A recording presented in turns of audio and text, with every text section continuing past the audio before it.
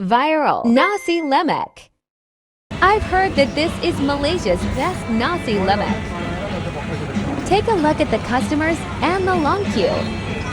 Actually, whenever I walk by this restaurant, it's always packed with customers. Smells aromatic.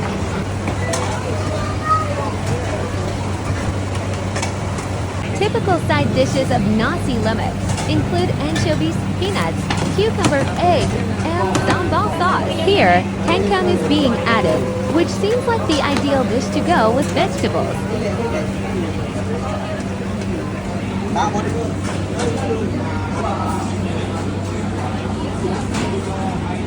I find sambal sauce to be moderately spicy. Kangkung has a good taste. Chicken is juicy, scrumptious, although a little greasy. This is a must-try.